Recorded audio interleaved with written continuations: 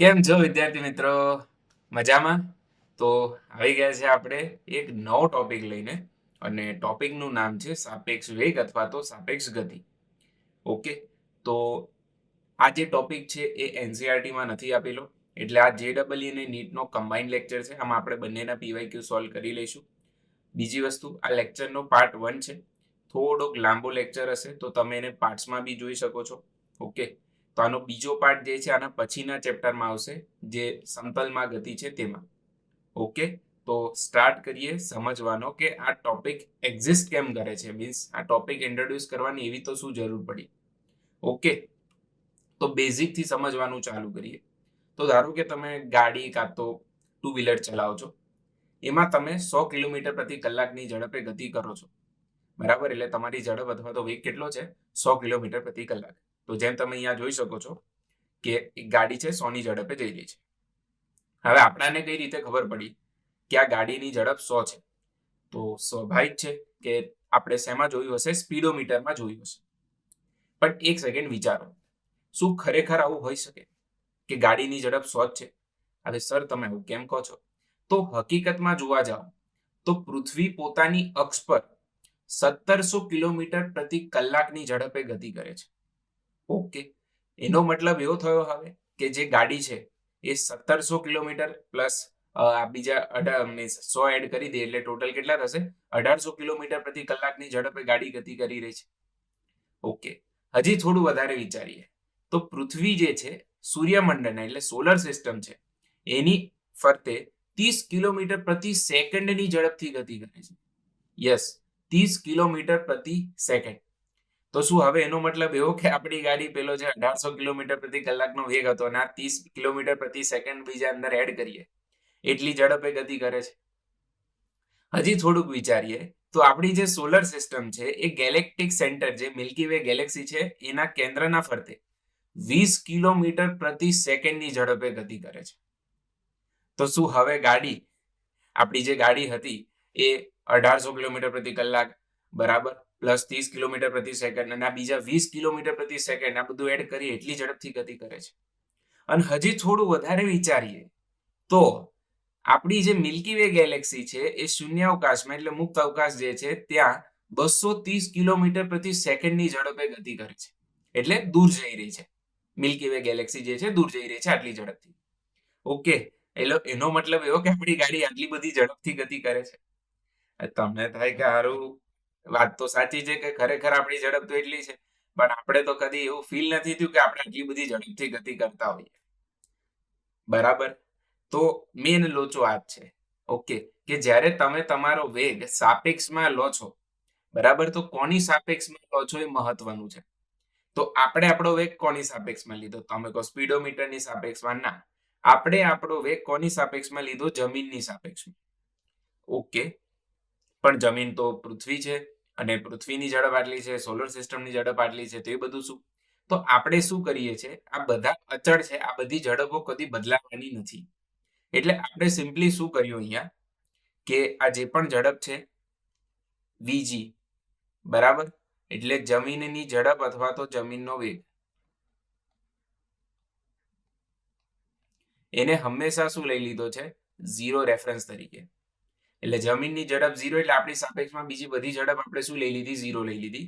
એટલે આપણી જે ગાડી છે એ 0 ની સાપેક્ષે 100 ની ઝડપે ગતિ કરે છે એવું કહેવાય. ઓકે, સો આ બેઝિક આઈડિયા ખબર પડી કે કેમ સાપેક્ષ વેગ લાવવાની જરૂર પડી. એટલે ખરેખર આપણે જે પણ વેગ લઈએ છીએ બધા સાપેક્ષ વેગ જ છે. તમે 10 ની ઝડપે દોડ્યા એનો મતલબ શું થયો? તમે જમીનને 0 લઈ લીધી, જમીનનો વેગ 0 લઈ લીધો અને તમે એની સાપેક્ષે 10 ની ઝડપે દોડ્યા એવું કહેવાય. બરાબર છે, એટલે કદી એક સ્વતંત્ર વેગ કે સ્વતંત્ર ઝડપ શક્ય નથી. હંમેશા ઝડપ કે વેગ સાપેક્ષમાં જ હોય છે. પણ દર વખતે જમીનનું આવું લખવું એવું આપણે લખતા નથી. એટલે તમે જે થ્રુઆઉટ ભણેલા છે એવું કંઈ ખોટું નથી. એમાં જમીનની ઝડપ 0 જ છે એટલે કશી જ વસ્તુ ખોટી નથી. પરંતુ હવે આપણે બેઝિક વસ્તુ અહીંયા સમજવાની છે કે સાપેક્ષ વેગ વર્કઆઉટ કઈ રીતે કરે છે. ઓકે, તો સૌથી પહેલા જો હું અહીંયા બેઝિક સૂત્ર લખવાનો ટ્રાય કરું તો અહીંયા હું લખું છું વી એ બી. વી એટલે વેગ છે, તો આને બોલાશે બી ની સાપેક્ષે એ નો વેગ. ઓકે, એ જ રીતે આને બોલાશે VBA, એટલે કે A ની સાપેક્ષે B નો વેગ. બરાબર. હવે આના સૂત્ર શું થાય? તો અહીંયા VA માઇનસ VB કરવાનું અને અહીંયા યસ VB માઇનસ VA કરવાનું. હવે ખાસ ધ્યાન રાખવાની વસ્તુ શું છે? આ જે A નો વેગ છે કદી સ્વતંત્ર ના હોય છે કે કોકની સાપેક્ષે હોય. તો એ પોતે કોની સાપેક્ષે દોડી રહ્યો છે? તો એ હંમેશા આપણે લઈએ છીએ G, ગ્રાઉન્ડની સાપેક્ષે, જમીનની સાપેક્ષે. એટલે અહીંયા શું લખી દેવાનું? GG. બરાબર. હવે આને બોલાય કે સમજાય કઈ રીતે? તો બોલવામાં તો તમે બોલી શકો છો. તો આને સમજવાનું એ રીતે કે B કોને જોવે છે? A ને. અને અહીંયા A કોને જોવે છે? B ને. બરાબર. તો B ની સાપેક્ષે એનો વેગ એટલે B A ને જોઈ રહ્યો છે અને A ની સાપેક્ષે B નો વેગ એટલે A B ને જોઈ રહ્યો છે. ઓકે, ઠીક છે. પછી અહીંયા દિશાઓનું બહુ મહત્વ છે. તો જો તમે ગાડી ઉત્તર દિશામાં લઈ જાઓ છો તો એને ધન y અક્ષ ગણવાની, એટલે ધન લેવાની દિશા. એ જ રીતે ગાડી પૂર્વ દિશામાં લઈ જશો તો બી તમારે શું ગણવાની છે? ધન. પરંતુ જો તમે એનાથી વિરુદ્ધ એટલે પશ્ચિમમાં ગાડી લઈ જાઓ અથવા તો દક્ષિણમાં ગાડી લઈ જાઓ કાં તો મૂવ કરતા હો, ત્યાં ખસતા હો, તો એ બંને શું લેવાના છે? ઋણ. બરાબર. બંને એક જ દિશામાં જતા હોય, ધારો કે બંને પશ્ચિમમાં જતા હોય તો વાંધો નથી, બંને ધન લઈ શકો છો. પણ એક પૂર્વમાં જતી હોય ગાડી અને બીજી પશ્ચિમમાં જતી હોય તો પૂર્વ વાળું ધન લેવાનું અને પશ્ચિમ વાળું ઋણ લેવાનું. બરાબર છે. તો આ પણ એક વસ્તુનું ધ્યાન રાખજો કે આ તરફની દિશા શું થશે? ધન, પોઝિટિવ. અને આ તરફની દિશા શું થશે? નેગેટિવ. એ જ રીતે ઉપર તરફની દિશા શું થશે? પોઝિટિવ. અને નીચે તરફની દિશા શું થશે? નેગેટિવ. ઓકે, તો આઈ હોપ આ વસ્તુ અહીંયા અમારા વેબકેમમાં દેખાતી હોય, ના કપાઈ હોય. ઓકે, તો આપણે એને ઉપર લઈ લીધી. સારું. તો સાપેક્ષ વેગના તો આ સૂત્ર થઈ ગયા. ઓકે, ઇન ડિટેલ તમને જેમ જેમ એક્ઝામ્પલ સોલ્વ કરશો, બીજી વસ્તુ એક્ઝામ્પલ મલ્ટિપલ ટાઈમ સોલ્વ કરશો પછી તમને પ્રોપરલી કોન્સેપ્ચ્યુઅલી ખબર પડશે. ઓકે, અમુક રેફરન્સ બુકમાં આ રીતે બી લખે છે B ની સાપેક્ષે એનો વેગ, બરાબર આ રીતે. ઓકે, તો તમને જે રીતે સેટ થતું અનુકૂળ રહેતું હોય તમે લખી શકો છો. ક્લિયર? તો આ છે સાપેક્ષ વેગ. એટલે કે જે આપણે ગાડીનું એક્ઝામ્પલ લીધું હતું જેમાં ગાડીની ઝડપ કેટલી હતી? 100 કિલોમીટર પ્રતિ કલાક. એ ખરેખર કોની સાપેક્ષે હતી? જમીનની સાપેક્ષમાં. એટલે અહીંયા આવું લખાશે VA માઇનસ VG, VAG બરાબર. અને અહીંયા શું આવશે? GG. બરાબર. તો જમીનની સાપેક્ષે વેગ શું છે? 0. અને કાર એનો જમીનની સાપેક્ષે વેગ 100 છે. એટલે તમને આવું મળી જાય. આને તમે શું લેશો? 0 લઈ લેશો. બરાબર છે. તો એક વસ્તુ થઈ જે તમને મેઇન સમજાવવાની. ઓકે, એના સિવાય અહીંયા બીજી એક બે નાની વસ્તુ છે જે તમને ખબર પડવી જોઈએ. પછી હું એક્ઝામ્પલ તમને આ વાળો જે છે પાછળ આપણે આજે દોરેલું છે એ સમજાવું કે કાર વાળા કિસ્સામાં સાપેક્ષ વેગ એપ્લાય કઈ રીતે થાય છે. ઓકે, પહેલા ચલો એપ્લાય કરી લે, પછી એક બે વસ્તુઓ સમજીએ. તો અહીંયા બે કાર આપેલી છે. ધારો કે આને આપણે કાર A કહીએ છીએ અને આને આપણે કાર B કહીએ છીએ. હવે અહીંયા જે કાર B છે એ કાર એને ઓવરટેક કરવાની છે, એટલે એનાથી આગળ નીકળવાની છે. તો સ્વાભાવિક છે એની જે ઝડપ હશે, ધારો કે હું લઉં છું 50 અને B ની જે ઝડપ છે એને હું લઉં છું 60. ઓકે, તો સ્વાભાવિક છે B ની ઝડપ જો વધારે હોય તો જ એને ઓવરટેક કરી શકે. હવે તમે આ વસ્તુ ફીલ કરી હશે કે જ્યારે બી તમે કાં તો બીજી કોઈ કાર તમને ઓવરટેક કરતી હોય ત્યારે તમે અહીંયા જે બેઠેલ વ્યક્તિ એ અંદર શું છે બધું જ જોઈ શકે છે કે કોણ બેઠું છે, કોણ ગાડી ચલાવે છે, કેટલા લોકો બેઠા છે, કઈ ગાડી છે, ગાડીનો રંગ શું છે, A to Z બધી જ વસ્તુ તમે અહીંયા બેઠા બેઠા જોઈ શકો. સામે આ વાળો ડ્રાઈવર બી મીન્સ અહીંયા જે પણ બેઠું છે એને બી બધું દેખાશે કે કોણ છે, શું છે, એ રીતે. એટલે કે ભલે તમારી ઝડપ 50 રહી અને સામેવાળાની ઝડપ 50 રહીને તમારી ઝડપ 60 રહી, તેમ છતાં તમે બહુ ઇઝીલી જોઈ શકો છો. બરાબર. એ જ વસ્તુ તમે વિચારો, તમે ખાલી જમીન પર સ્થિર ઊભા હો, આ રીતે ઊભા છો અને કોઈ ગાડી જો 60ની ઝડપથી જશે તો તમે હાર્ડલી બરાબર છે બધી વસ્તુઓ નોટિસ કરી શકશો જેટલી તમે અહીંયા બેઠા બેઠા ઓવરટેક કરતા નોટિસ કરો છો. તો આવું કેમ થાય છે? બરાબર, એ સમજવાનો પ્રયત્ન કરીએ. તો અહીંયા હું લખું છું VAB. શું લખાશે? VAB એટલે VA માઇનસ VB. બોલાશે શું? B ની સાપેક્ષે એનો વેગ. એટલે બી કોને જોવે છે? એ ને જોવે છે. તો બી ને શું દેખાશે? એ મારી ક્યાં જઈ રહ્યો છે?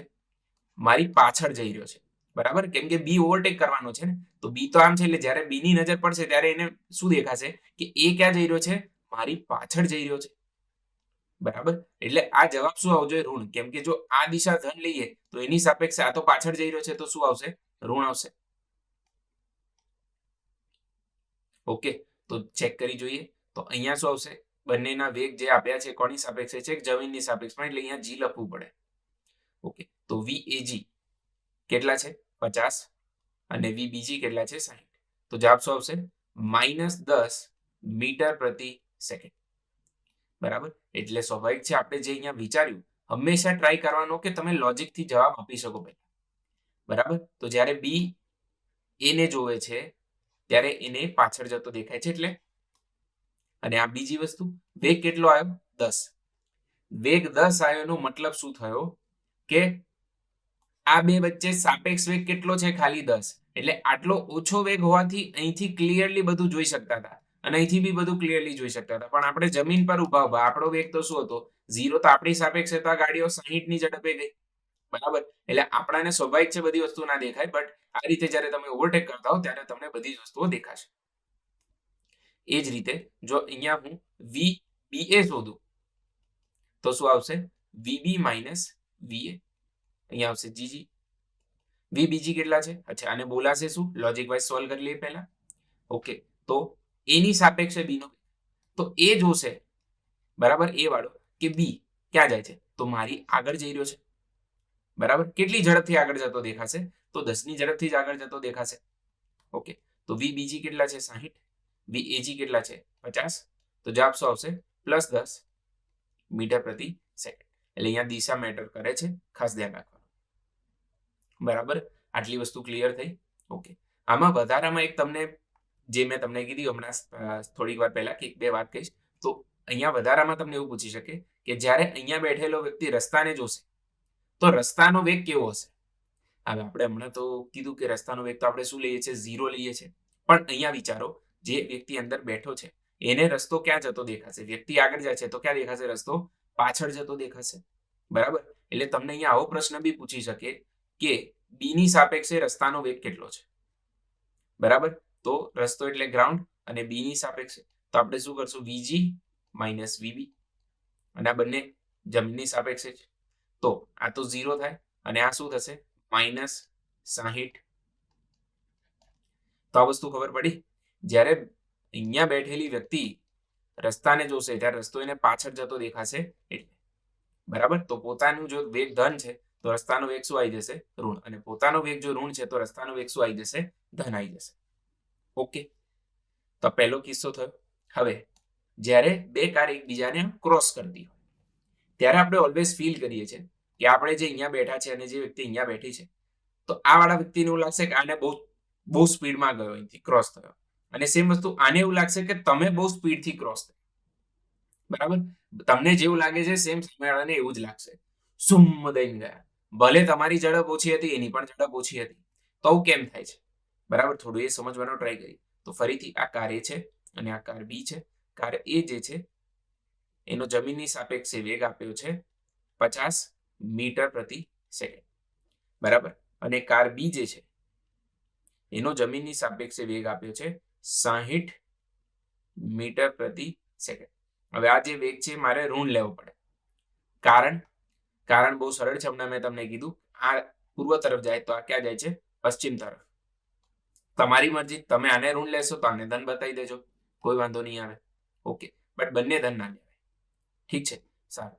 તો હવે જો લોજિક વાઇઝ વિચારીએ, કાર એ નો ડ્રાઈવર બી ને જોવે તો બી એને ક્યાં જતો દેખાય? બી તો આમ જઈ રહ્યો છે. બરાબર? એટલે ક્યાં જઈ રહ્યો છે? ઋણ તરફ. અને એ જ રીતે બી જોશે કે એ ક્યાં જઈ રહ્યો છે? ધન તરફ જઈ રહ્યો છે. બીજું બંનેને શું ફીલ થશે અહીંયા એ જો. તો કાર એ નો બી ની સાપેક્ષે વેગ એટલે બી એને જોશે તો ધન તરફ જતો દેખાશે. તો શું લખાય? VA માઇનસ VB અને અહીંયા શું આવશે? GG. VAG એટલે કેટલું? 50 અને આ -60 આવશે. એટલે કેટલું આવશે? 110 મીટર પ્રતિ સેકન્ડ. બરાબર, એટલે કે અહીંયા શું થયું, વેગનો સરવાળો થઈ ગયો. યસ, એટલે ભલે 50 હતી ને 60 હતી, ક્રોસ થઈ એટલે ફીલ કેવું થશે કે 110 ની ઝડપે ગઈ અને એટલે સુમ દઈને ગયું ફીલ થાય. બરાબર છે, તો જે રિયલ લાઈફ આ વસ્તુ હતી એ આપણે અહીંયા આ રીતે કંઈક સમજી શકીએ છીએ. એ જ રીતે તમે અહીંયા વિચારો, VBA શું આવે, તો લોજિક ક્લિયર હોય તો જવાબ આવશે -110. બરાબર, જ્યારે એ બી ને જોશે તો બી એને ઋણ તરફ જતો દેખાશે, તો ગાણિતિક રીતે બી સાબિત કરી લઈએ. ઓકે, તો VBG -60, આ -50, એટલે જવાબ આવશે -110 મીટર પ્રતિ સેકન્ડ. બરોબર છે, તો આ એક બહુ બેઝિક વસ્તુ મેં તમને સમજાઈ કે સાપેક્ષ વેગ આપણી રિયલ લાઈફમાં વર્ક કઈ રીતે કરે છે. પણ આ બધી વસ્તુ ત્યારે વર્ક કરે જ્યારે તમે જમીન એટલે કે ગ્રાઉન્ડનો વેગ શું લઈ લેશો, જમીનનો વેગ જમીનની સાપેક્ષે શું લઈ લેશો, 0 લઈ લેશો. બરાબર છે, બાકી તમને એકાદી આવો પ્રશ્ન બી પૂછી શકે. હા, આ જ કિસ્સામાં એવું પૂછે કે ગ્રાઉન્ડ ક્યાં, જમીન ક્યાં જતી દેખાય, તો આ વખતે ધન એટલે +60 નો વેગ આવી જશે જમીનનો. ઠીક છે, તો આઈ હોપ તમને આટલી વસ્તુ ક્લિયર હોય. આટલી વસ્તુ ક્લિયર હોય તો હવે આપણે આગળ વધી શકીએ છીએ. બરાબર, હવે અહીંયા જે બીજી બાબતનું ધ્યાન રાખવાનું છે. પહેલી બાબતનું ધ્યાન આપણે રાખી લીધું કે નિશાની સરખી લેવી પડે. બીજી બાબત જે છે આ છે, અને હવે બીજી નહીં, ત્રીજી બાબતનું ધ્યાન શું રાખવાનું છે એ જોઈએ. ઓકે, તો ધારો કે એક ટ્રેન છે. બરાબર, આપણે ટ્રેન લઈ લઈએ, અહીંયા સરખી રીતે દોરી દઈએ. ઓકે, માની લો આ ટ્રેન છે, આ તરફ જઈ રહી છે. ઓકે, અને અહીંથી બીજી એક ગાડી છે, ગાડી બી મોટી છે, તો બીજી ટ્રેન જેવું માની લો. બરાબર, હવે જ્યારે આ બે ટ્રેન એકબીજાને ક્રોસ કરશે એટલે સ્વાભાવિક છે, તમને ખબર છે કે ઝડપોનો સરવાળો થશે, વેગનો સરવાળો થશે. આપણે એની વાત નથી કરતા, આપણે અહીંયા અંતરની વાત કરીએ છીએ, અથવા તો સ્થાનાંતરની. કેમ એની વાત કરવાની છે, તો જો જેમ વેગ સાપેક્ષ હોય એ જ રીતે સ્થાનાંતર બી સાપેક્ષ હોય, એ જ રીતે પ્રવેગ પણ સાપેક્ષ હોય. બરાબર, મેજરલી તમને વેગ સાપેક્ષ વાળી જ વસ્તુ આવશે, બટ એની સાથે સાથે તમને ખબર હોવી જોઈએ કે સ્થાનાંતર અને પ્રવેગ આ બંને પણ હંમેશા સાપેક્ષમાં હોય છે. ઓકે, તો ચલો સાબિત કરીએ, થોડુંક સમજીએ અહીંયા. તો આ ટ્રેન એકબીજાને ક્રોસ કરે છે આ રીતે, અહીંથી આમ પાસ થઈ ગઈ. ઓકે, તો ધારો કે આ ટ્રેનની ઝડપ ઓછી છે, 50 છે, અને આ ટ્રેનની ઝડપ 100 છે. તો આ બે ટ્રેને અંતર કેટલું કાપ્યું, ધારો કે આની લંબાઈ L છે અને આની લંબાઈ બી L છે. ઓકે, તો પ્રશ્ન એવો છે કે જ્યારે આ ટ્રેન આને ક્રોસ કરે છે આ રીતે, તો બે ટ્રેને અંતર કેટલું કાપ્યું હોય. બરાબર, તો જ્યારે પણ સાપેક્ષ વેગ આવે ને ત્યારે હંમેશા ધ્યાન રાખવાનું અંતર અચળ હોય.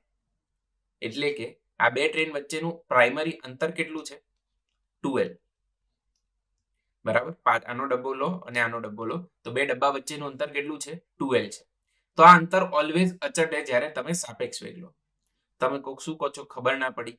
ઓકે, તો વાતને સમજો. અહીંયા આ ટ્રેન જે છે એની ઝડપ ઓછી છે 50, એટલે એ કેવું અંતર કાપશે, ઓછું. અને આ ટ્રેન કેવી ની ઝડપ કેવી છે, 100, એટલે એ કેવું અંતર કાપશે, વધારે. તો જે પહેલી ટ્રેને ઓછું કાપ્યું, બરાબર, અહીંયા પહેલી ટ્રેને જે અંતર ઓછું કાપ્યું અને બીજી ટ્રેને જે અંતર વધુ કાપ્યું, આ બંનેનો સરવાળો કરશો ને તો હંમેશા 2L જ આવશે. લોજિક વાઇઝ વિચારો આ વસ્તુને. બરાબર, કે બંને ટ્રેન એકબીજાને ક્રોસ કરવાની છે, એટલે ટોટલ અંતર કેટલું કપાયું, અહીંયા 2L જ કપાયું. વધારે અંતર કોણે કાપ્યું, જેની ઝડપ વધારે છે ને. એટલે ઓછી ઝડપ વાળાને ફીલ કેવું થશે કે મેં તો બહુ ઓછું અંતર કાપ્યું, તરત હું તો પાસ થઈ ગયો અહીંયાથી. બરાબર છે, પણ હકીકતમાં જોશો તો હંમેશા જે સરવાળો છે અંતરનો કુલ, એ અચળ રહેશે. બરાબર છે, તો હંમેશા એવું ફીલ થશે કે જ્યારે ઓછી ઝડપ વાળો હોય, બરાબર, આજે ઓછી ઝડપ વાળો છે એને એવું જ ફીલ થાય કે એને ઓછું અંતર કાપ્યું છે, સ્વાભાવિક છે, એની ઝડપ ઓછી છે તો અંતર ઓછું જ કાપશે. અને વધારે ઝડપ વાળો વધારે અંતર કાપશે. તો વધારે અંતર પ્લસ ઓછું અંતર કરશો તો એ બંનેનો જવાબ શું આવશે, ઓલવેઝ 2L આવશે. બરાબર, ચિંતા ના કરો ઇન કેસ તમને ખબર ના પડી હોય, આગળ એક્ઝામ્પલ આવશે એવા કે જે તમને ઇન ડિટેલ સમજાવશે કે આ વસ્તુ કેમ થાય છે ને કઈ રીતે થાય છે. ઓકે, સેમ વસ્તુ જ્યારે બે ટ્રેન એકબીજાને ઓવરટેક કરતી હોય, એટલે એક ટ્રેન છે બીજી ટ્રેન એને ઓવરટેક કરે છે, ત્યારે પણ આ જ વસ્તુ એપ્લાય થશે. બરાબર, આ એને ઓવરટેક કરે છે એટલે આની ઝડપ શું છે, વધારે, અને ઉપરવાળી ટ્રેનની ઝડપ શું છે? ઓછી. એટલે એને તો એવું લાગશે કે ભાઈ એને તો ખાલી આટલું પાસ કર્યું છે. બરાબર? ચિંતા ના કરો. આપણે હમણાં એક એક્ઝામ્પલ લઈએ એટલે તમને ડિટેલમાં ખબર પડશે. બરાબર? પણ અત્યારે તમે મારા માટે એટલીસ્ટ એટલું તો યાદ રાખી શકો ને કે જ્યારે સાપેક્ષ વેગ આવશે ત્યારે બે પદાર્થ વચ્ચે જ્યારે તમે સાપેક્ષ લેશો ત્યારે બરાબર જ્યારે તમે સાપેક્ષ લેશો વેગ ત્યારે હંમેશા એ બે કેવું અંતર કાપ્યું હશે સરખું એટલે કે અચળ રહેશે. ઓકે. હવે કેટલાક પ્રશ્નો છે પહેલા જૂની એનસીઈઆરટી ના પહેલા એ સોલ્વ કરી લઈએ પછી બીજું જોઈએ. તો બે સમાંતર રેલવે ટ્રેક ઉત્તર દિશામાં છે. ટ્રેન એ ઉત્તર તરફ 54 ની ઝડપે અને ટ્રેન બી દક્ષિણ દિશામાં 90 ની ઝડપે ગતિ કરે છે. તો ધારો કે અહીંયા ટ્રેન એ છે એનો ટ્રેકની સાપેક્ષે વેગ આપ્યો છે એટલે ઝડપ આપી છે તો સ્વાભાવિક છે અને જમીન કહેવાશે. કેટલી છે? 54 કિલોમીટર પ્રતિ કલાક. આને આપણે કન્વર્ટ કરીએ મીટર પ્રતિ સેકન્ડમાં તો ગુણ્યા શું કરવું પડે? 5/18 એટલે જવાબ શું આવશે? 15 મીટર પ્રતિ સેકન્ડ. એ જ રીતે બીજી ટ્રેન જે છે એ દક્ષિણ દિશામાં જાય છે તો ઋણ 90 કિલોમીટર પ્રતિ કલાક છે. તો તમને ખબર છે 18×5 90 થશે તો -25 મીટર પ્રતિ સેકન્ડ આ ટ્રેન બી ની ઝડપ છે. એક ઉત્તર જાય છે ને એક દક્ષિણમાં જાય છે એટલે. તો પહેલો પ્રશ્ન આપણને શું પૂછે છે અહીંયા? એ ની સાપેક્ષે બી નો વેગ. તો લોજિક વાઇઝ વિચારો આ બે ટ્રેન એકબીજાને ક્રોસ કરી રહી છે એટલે વેગનો શું થાય? સરવાળો. એટલે 40 જવાબ તો આવશે. હવે એ ની સાપેક્ષે બી નો વેગ તો એ ઉત્તર જાય છે એ બી ને જોશે કે એ ક્યાં જાય છે? દક્ષિણ. એટલે એને શું દેખાશે કે બી નો વેગ ઓછો છે એટલે ઋણ છે. મારાથી દૂર જઈ રહ્યો છે, ઋણ તરફ જઈ રહ્યો છે. ઓકે. તો અહીંયા પૂછ્યું છે VBA શોધો. બરાબર? તો VBA નું સૂત્ર શું લખશું? VB માઇનસ VA GG બંને જમીનની સાપેક્ષે આપેલા છે. તો VB કેટલા છે? -25. આ કેટલા છે? -15. તો જવાબ શું આવશે? -40 મીટર પ્રતિ સેકન્ડ. તો આ પહેલો પ્રશ્ન સોલ્વ થઈ ગયો. બીજો પ્રશ્ન આપણને શું પૂછે છે? બી ની સાપેક્ષે જમીનનો વેગ કેટલો? તો જો બી દક્ષિણ તરફ 25 ની ઝડપથી જતી હોય તો એને જમીન એવું દેખાશે કે વિરુદ્ધ દિશામાં એટલી જ ઝડપથી જાય છે એટલે જવાબ શું આવશે? +25. બરાબર? તો જમીનનો વેગ બી ની સાપેક્ષે આપણાને પૂછ્યો છે તો અહીંયા આપણે જો લખીએ VGB તો એ થશે VG માઇનસ VB અને અહીંયા આવશે GG. GG શું થશે? 0 અને આ માઇનસ માઇનસ શું થઈ જશે? પ્લસ. એટલે જવાબ આવશે 25 મીટર પ્રતિ સેકન્ડ. ક્લિયર? અને હવે આનો main part important question C. બરાબર? આ તમને જો મોસ્ટલી ખબર પડી ગઈ તો લગભગ સાપેક્ષ ગતિમાં તમને કદી પણ વાંધો નહીં આવે. મહેનત કરીને પછી બાકીનું તમે સમજી શકશો. તો શું કહે છે? ટ્રેન એની છત પર તેની ગતિની વિરુદ્ધ દિશામાં દોડતા વાંદરાનો વેગ કેટલો આપ્યો છે? 18 કિલોમીટર પ્રતિ કલાક. તો અહીંયા ધારો કે હું એક વાંદરો દોરું એની પહેલા હું એક ટ્રેન દોરું. બરાબર? તો આ ટ્રેન છે એવું માની લઈએ.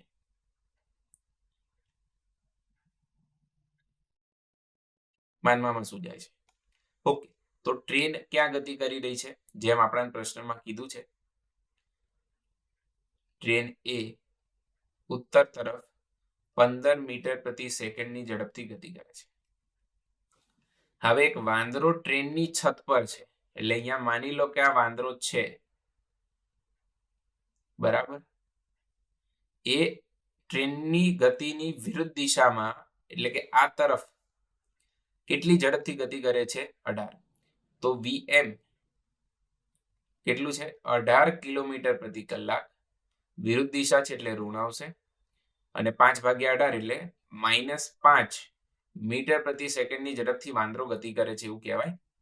પણ હવે તમે વિચારો વાંદરો ગતિ કોની સાપેક્ષે કરે છે? તો વાંદરો ખરેખરમાં તો ટ્રેન પર દોડે છે એટલે એની સાપેક્ષે ગતિ કરી રહ્યો છે એવું કહેવાશે.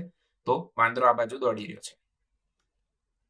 હવે પ્રશ્નમાં આગળ આપણાને શું કહે છે કે આ બધી જ વસ્તુઓ એક ભાઈ કાકા છે નવરા. બરાબર? એમને કઈ કામ નહીં તો ઉભા અહીંયા જોવે છે કે જો વાંદરો છે. બરાબર?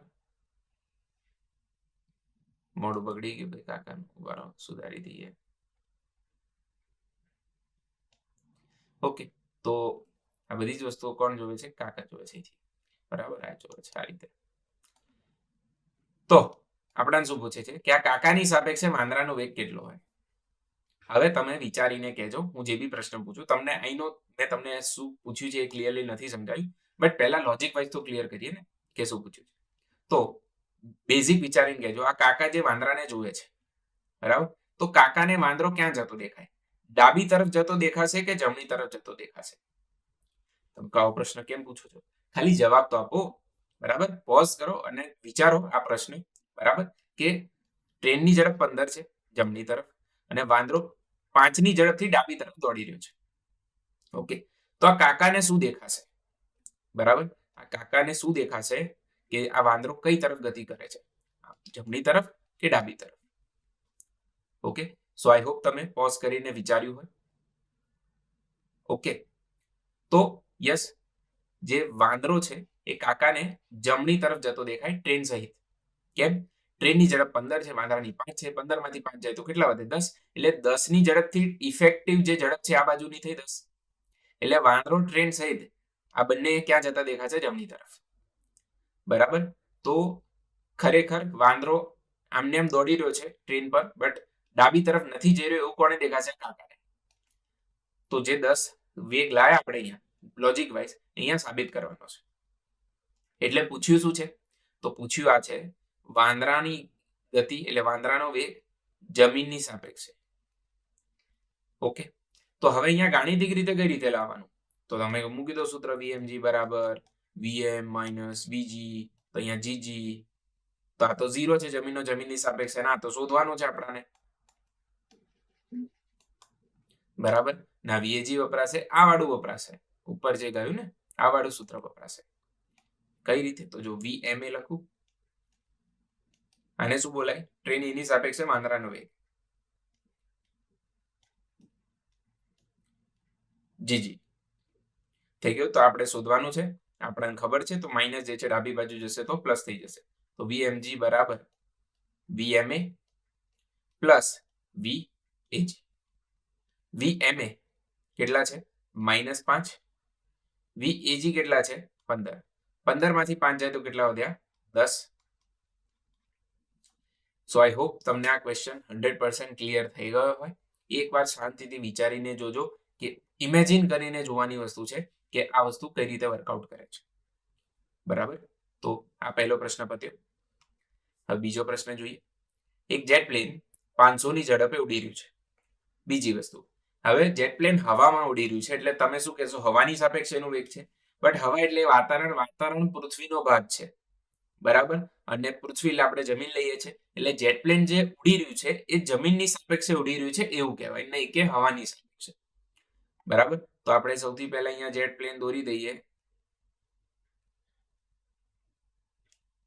તો એક જેટ પ્લેન છે એવું માની લઈએ. તો આ કેટલી ઝડપથી ઉડી રહ્યું છે? તો 500 કિલોમીટર પ્રતિ કલાકની ઝડપે. તો વેલોસિટી ઓફ જેટ એટલે VJ કોના સાપેક્ષે? ગ્રાઉન્ડની સાપેક્ષે, જમીનની સાપેક્ષે 500 કિલોમીટર પ્રતિ કલાક છે. સર અહીંયા દિશા તો કીધી નથી તમને. તો બાય ડિફોલ્ટ જે પ્લેન ઉડવાની દિશા હોય એટલે તમે ચલાવજો, તમે કદી તમારી દ્રષ્ટિએ ખોટા હોઈ શકો એમ કહો?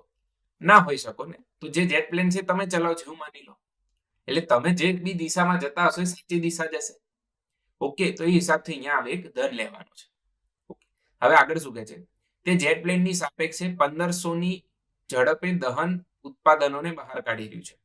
તો આ જેટ પ્લેનની સાપેક્ષે અહીંથી ગેસ બહાર આવી રહ્યો છે. દહન ઉત્પાદન એટલે શું કહેવાશે? ગેસ. તો ગેસને આપણે સ્મોલ g વડે દર્શાવીએ. ઓકે, તો આ ગેસ કોની સાપેક્ષે બહાર આવી રહ્યો છે? તે આપણને કહે છે કે જેટ પ્લેનની સાપેક્ષે. એટલે અહીંયા શું લખાશે? જે. કેટલો આવશે? 1500 કિલોમીટર પ્રતિ કલાક. સર આને આપણે કન્વર્ટ નહીં કરીએ મીટર પ્રતિ સેકન્ડમાં? જો એ લોકો જો એવું ઈચ્છતા હશે કે તમે આને મીટર પ્રતિ સેકન્ડમાં કન્વર્ટ કરો, તો અહીંયા એવી કિંમત આપશે કે જેને તમે 18 વડે સેટ કરી શકો. એટલે ના તમે 500 ને સેટ કરી શકશો 18 વડે, ના 1500 ને. એનો મતલબ તમારે નથી કન્વર્ટ કરવાનું, જબરજસ્તી કન્વર્ટ ના કરાય. ઓકે, તો અહીંયા ખાસ ધ્યાન રાખજો આ વસ્તુ થશે. હવે બીજી વસ્તુ, જેટ પ્લેન ક્યાં ઉડી રહ્યું છે? ધન દિશામાં. તો ગેસ નીકળી ક્યાં રહ્યો હશે? વિરુદ્ધ દિશામાં. બરાબર, તો આ જે વેગ આવશે એ કેવો લેવો પડશે? માઇનસ. બરાબર. હવે આપણાને પ્રશ્ન શું પૂછ્યો છે? તો આ બધી જ વસ્તુઓ, ઓકે, આ જે પણ થઈ રહ્યું છે, ચાલી રહ્યું છે, આ બધું જ અહીંયા ફરી પેલા કાકા આવી ગયા નવરા. બરાબર. એ અહીંયા ઉભા ઉભા જોવે.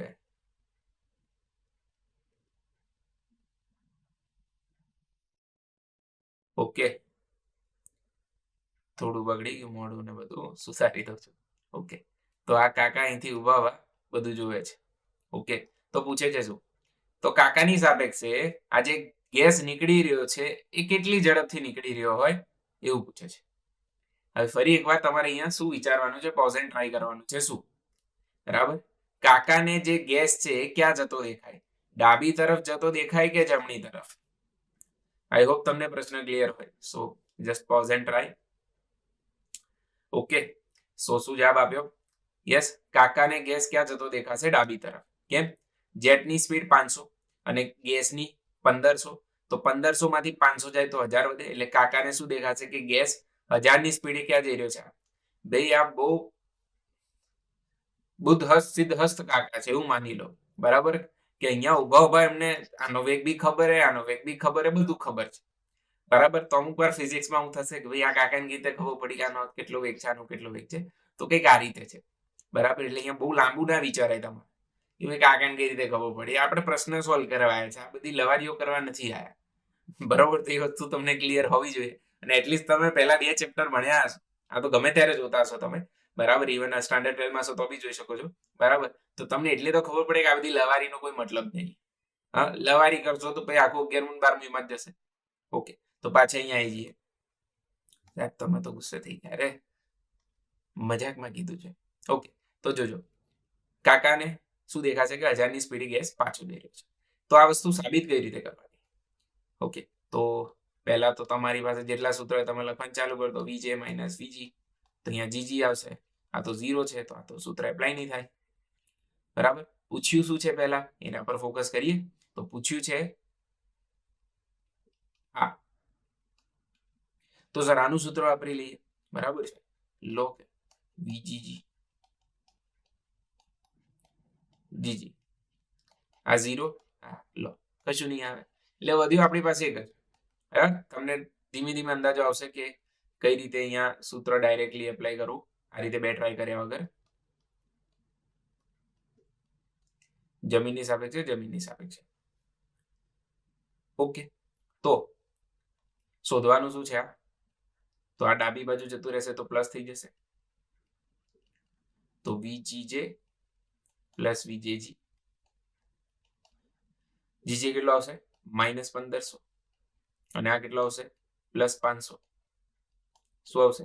-1000 કિલોમીટર પ્રતિ કલાક. તો જેમ મેં કીધું હતું કાકાને ગેસ ડાબી તરફ જતો દેખાય અને 1000 ની ઝડપથી ડાબી તરફ જતો દેખાય. જે કાકાને વાંદરો અને ટ્રેન જમણી તરફ જતા દેખાતા હતા કેમ કે ટ્રેનનો વેગ વધારે હતો. બરાબર. તો આ રીતે હંમેશા સાપેક્ષ ગતિ વર્ક કરે છે. કે હજી એક ઉદાહરણ લઈએ અહીંયા. બરાબર. આ એક બહુ ક્લાસિક ક્વેશ્ચન છે. ક્લાસિક ક્વેશ્ચન એટલે બહુ ઇમ્પોર્ટન્ટ ક્વેશ્ચન છે. આના પરથી બહુ અવારનવાર વસ્તુઓ પૂછાય છે અને બહુ સારો પ્રશ્ન છે. તો જો શું કહે છે? 400 મીટર જેટલી સમાન લંબાઈ ધરાવતી બે ટ્રેનો એ અને બી બે સમાંતર રેલવે ટ્રેક પર 72 કિલોમીટર પ્રતિ કલાકની ઝડપે એક જ દિશામાં દોડી રહી છે. તો આને હું બે રીતે સોલ્વ કરીશ. પહેલા નોર્મલ રીતથી સોલ્વ કરીશ જે તમને 100% ખબર પડશે. બરાબર. એકવાર નોર્મલ રીત તમને ખબર પડી ગઈ પછી હું સાપેક્ષ ગતિથી પણ સોલ્વ કરીશ. બરાબર. તો જોજો બે ટ્રેન લઈ લઈએ. પહેલા ટ્રેક દોરી દઈએ.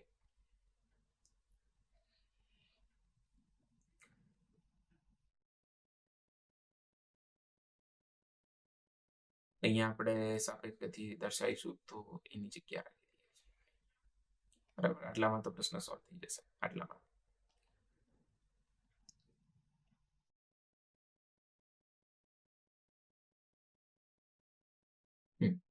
તો બે ટ્રેન છે. આ એક ટ્રેન છે જેનું નામ છે બી અને અહીંયા સેમ ટ્રેન છે એના જેવી જ. તો કોપી કરી લો.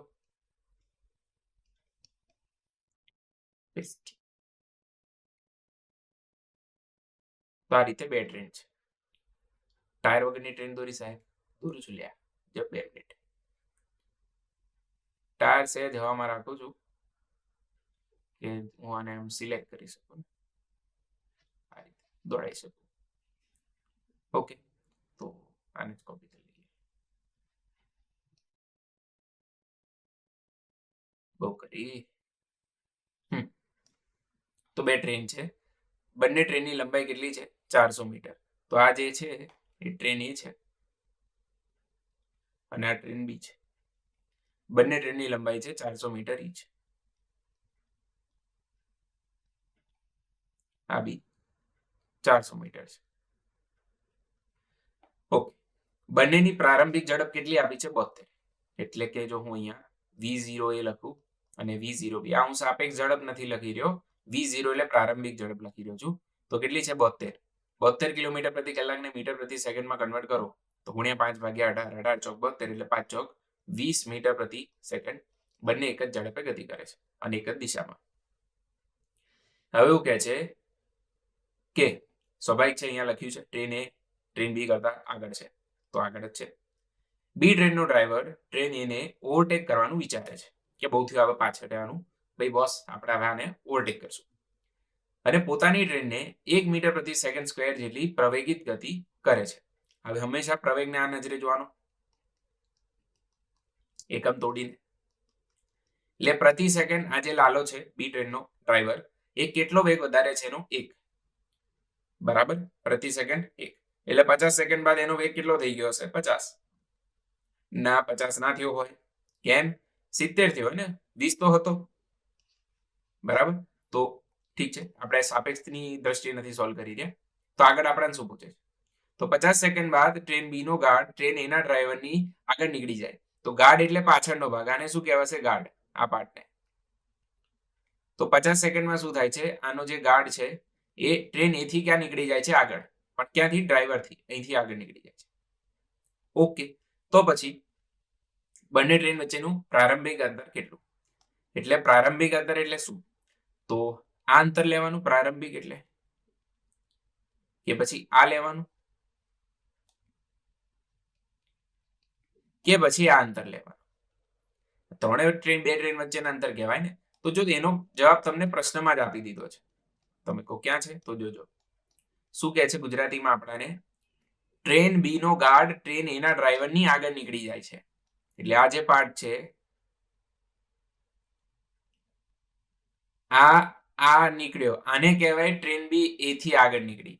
એટલે જ્યાં સુધી ટ્રેન બી નો પાછળનો ભાગ એટલે કે આ જે ગાર્ડ છે એ આની આગળ નહીં નીકળે ત્યાં સુધી ટ્રેન બી ટ્રેન એની આગળ નથી નીકળી, એવું કહેવાશે? હા, એવું જ કહેવાશે. અહીંયા એવું જ કહેવા માંગે તમને. બરાબર, જો ધારો કે ટ્રેન અહીંયા પહોંચી, એનો મતલબ ટ્રેન હજી એને ઓવરટેક નથી કરી શકી. ટ્રેન બી ટ્રેન એને એક્ઝેક્ટલી પેરેલલ પહોંચી બાજુમાં, હજી પણ ઓવરટેક ના થયું કહેવાય. અહીંયા પહોંચી, નથી ઓવરટેક થયું. જ્યારે અહીંયા પહોંચશે ને ત્યારે જ ઓવરટેક થયું કહેવાય, એના સિવાય ઓવરટેક નહીં થયું કહેવાય, એવું તમને પ્રશ્નમાં લખીને આપ્યું છે. તો પછી અંતર બી તમારે એવું જ લેવું પડે. કેવું? એવું. જોજો, તો આ બે ટ્રેન વચ્ચેનું પ્રારંભિક અંતર શું થશે? x. તો આ x તમને પૂછ્યું છે, બરાબર છે. તો એટલીસ્ટ આટલું તમને ખબર પડી જોઈએ કે x કઈ રીતે આવ્યું. ઓકે, એનો મતલબ તમે વિચારો આ ટ્રેન બી એ કેટલું ટ્રાવેલ કરવું પડે? બરાબર, તો જોજો, ધારો કે ચલો એક આ પ્રશ્નનો જવાબ આપજો. આ ટ્રેન, એક બસ છે અને અહીંયા એક સ્કૂટર છે. આ એક પ્રશ્ન આવશે જ આગળ. બરાબર, આ સ્કૂટર અને બસ વચ્ચેનું અંતર 1 કિલોમીટર છે. ટ્રેન બી 10 ની ઝડપથી આગળ જઈ રહી છે. સ્કૂટર વાળો વિચારે છે કે હું ટ્રેનને ઓવરટેક કરી લઉં. વાંધો નહીં, કરી લે. તો સ્કૂટર વાળો 50 સેકન્ડમાં ટ્રેનને ઓવરટેક કરી લે છે. સોરી, બસને. આ જે સ્કૂટર છે બસને કેટલી સેકન્ડમાં ઓવરટેક કરે છે? 50 સેકન્ડ. તો સ્કૂટર વાળાએ કેટલું અંતર કાપ્યું હોય ટ્રેનને ઓવરટેક કરવી હોય તો? બરાબર, તો તમે જો જવાબ બોલ્યા 1 કિલોમીટર, તો આ જવાબ ખોટો છે. કેમ? ટ્રેન બી ની પણ ઝડપ છે, સોરી બસની ચાલે આવે એટલું તો બસની પણ ઝડપ છે ને, તો બસે પણ 50 સેકન્ડમાં કંઈક અંતર કાપ્યું હશે. એટલે સ્કૂટરે બસે 50 સેકન્ડમાં જે અંતર કાપ્યું એ પ્લસ આ બીજું 1 કિલોમીટર, આટલું ટોટલ અંતર કાપવું પડે જો એ બી ને બસને ઓવરટેક કરવા માંગતો હોય તો એ હિસાબથી અહીંયા વિચારો ટ્રેન એ પણ 50 સેકન્ડમાં કંઈક અંતર કાપ્યું હશે ને. તો માની લઈએ આપણે, ધારો કે ઓકે કે આ જે બી છે, સોરી ટ્રેન એ છે, એને 50 સેકન્ડમાં આટલું અંતર કાપ્યું, અહીંયા પહોંચી, બરાબર, 50 સેકન્ડમાં કાપેલું અંતર. તો ટ્રેન બી જે છે એને ક્યાં પહોંચવું પડે 50 સેકન્ડમાં? કેમ કે આપણે કીધું છે કે 50 સેકન્ડમાં તો ખેલ તમામ, એટલે અહીંયા પહોંચવું પડે ને. વાત તો સાચી છે. એટલે ટ્રેન બી એ કેટલું અંતર કાપ્યું? તો ટ્રેન બી એ સ્વાભાવિક છે વધારે અંતર કાપ્યું છે અને આટલું કાપ્યું છે. તો આને શું કહેવાશે? 50 સેકન્ડમાં આ ટ્રેન એ હતી, બી એ કાપેલું અંતર.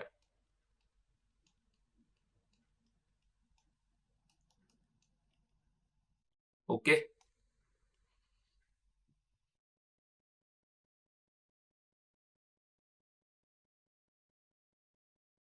એક જ સેકન્ડ સેટ કરી દઈએ. યસ, એટલે કે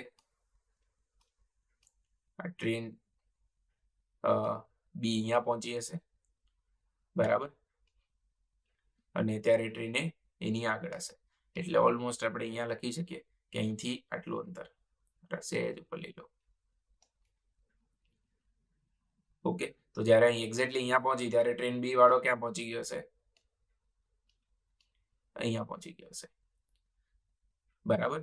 તો આ જે 400 છે તમે આ રીતે અહીંયા ઇગ્નોર બી કરી શકો છો. અહીંયા સહેજ વિચારજો, તમને આઈડિયા આવી જશે કે હું શું કહેવા માંગુ છું, બરાબર. ઓકે, તો ટ્રેન એ 50 સેકન્ડમાં કેટલું અંતર કાપ્યું? તો ટ્રેન એની તો અચળ ઝડપ છે, બરાબર. તો ટ્રેન એની અચળ ઝડપ હોવાથી અંતર બરાબર શું થાય? ઝડપ ગુણ્યા સમય. ઝડપ બરાબર અંતર ભાગ્યા સમય, તો અંતર બરાબર ઝડપ ગુણ્યા સમય. તો 20 ગુણ્યા શું કરીશું? 50, એટલે જવાબ આવશે 1000.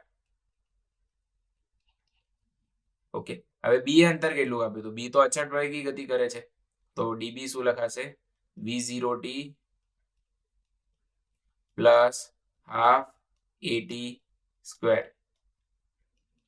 v0 કેટલા છે? એના પણ 20 છે. પ્રારંભિક ઝડપ, પ્રવેગ કેટલો છે? 1, અને સમય કેટલો છે? 50. 50 સેકન્ડમાં તો ખેલ કમાલ. તો અહીંયા 1000 અને અહીંયા 50 નો સ્ક્વેર 2500 ભાગ્યા 2 એટલે 1250. તો આટલું કાપ્યું. અહીંયા 1000 છે, એટલે જો હું ડીબી માઇનસ ડીએ કરું, બરાબર, હા ડીબી માઇનસ શું કરું? ડીએ, તો જે વધશે વધેલો પાર્ટ છે શું આવશે? એક્સ. ઓકે, તો ડીબી માઇનસ ડીએ શું આવે? એક્સ. તો જવાબ આવશે 1250 મીટર. આ ખાલી એક ઝીરો છે. ક્લિયર? તો બે ટ્રેન વચ્ચેનું પ્રારંભિક અંતર આટલું હશે. કંઈક આ રીતે સોલ્વ કરી શકાય. ઓકે, આટલું ક્લિયર થઈ ગયું બધાને? હવે આને સાપેક્ષની દ્રષ્ટિએ કઈ રીતે કરાય? તો જો મેં તમને સ્ટાર્ટિંગમાં હમણાં જ સમજાવ્યું થોડી વાર પહેલા કે જ્યારે પણ તમે સાપેક્ષ વેગ લઈ લો, બરાબર, તો સાપેક્ષ વેગ લો ત્યારે બંને વચ્ચેનું અંતર શું થઈ જાય? અચળ. કેમ? એક ટ્રેનનો વેગ ઓછો છે અને એક ટ્રેનનો વેગ વધારે છે, એટલે આ ઓછું અંતર કાપશે સરખા સમયમાં, અને આ વધારે અંતર કાપશે સરખા સમયમાં. એટલે વધારે અંતર પ્લસ ઓછું અંતર કરશો તો ઓલવેઝ તમને અંતર કેવું મળશે? અચળ. એટલે અહીંયા બી નું સ્થાન જો એની સાપેક્ષે લખીએ તો ટ્રેન બી નો પ્રારંભિક વેગ એની સાપેક્ષે શું થઈ જશે? 0. કેમ? બંનેનો પ્રારંભિક વેગ શું છે સરખો? તો 20 ઓછા 20 શું થઈ જાય? 0.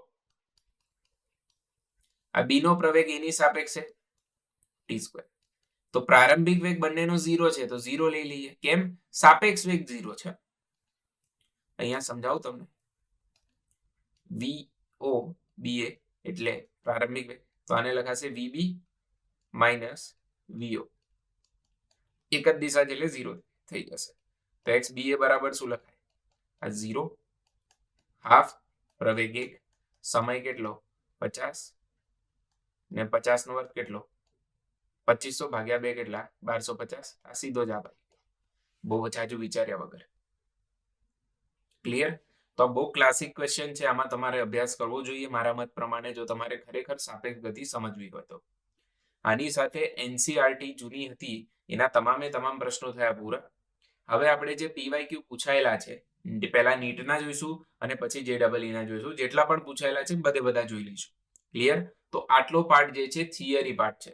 હવે અહીંથી દાખલા ચાલુ થશે. ઓકે, તો ચાલુ કરીએ. પહેલા થોડું પાણી પી લઉં હું, પછી પ્રશ્નો જોઈએ. તો તમે અહીંયા પોઝ બી લઈ શકો છો, એકવાર થિયરી પ્રોપરલી અભ્યાસ કરી શકો છો અને પછી પીવાયક્યુ માટે એપ્લાય મીન્સ જોઈ શકો છો. બરાબર? You can pause and try also.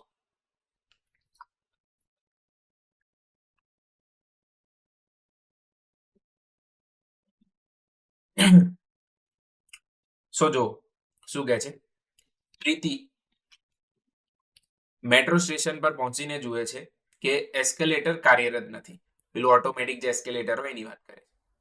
તેથી તેને સ્થિર એસ્કેલેટર પર ચાલવા માટે T1 સમય લાગે છે. બીજા દિવસે જ્યારે એસ્કેલેટર ચાલતું હોય તો તેના પર ઊભા રહીને T2 સમયમાં તે ઉપર પહોંચે છે. તે ગતિ કરતા એસ્કેલેટર પર ચાલવા લાગે તો તેને ઉપર પહોંચવા તો સમય શું હશે? બરાબર? તો અહીંયા જો પ્રશ્ન શું છે એ સમજીએ. તો આ છે એસ્કેલેટર એવું માની લો. બરાબર? તો આના 3 કિસ્સા તમને આપ્યા છે. બરાબર? સીધી રેખાઓ દોરવી છે, સીધી રેખાઓ. તો આ રીતે તમને એસ્કેલેટર આપ્યા છે. Copy paste.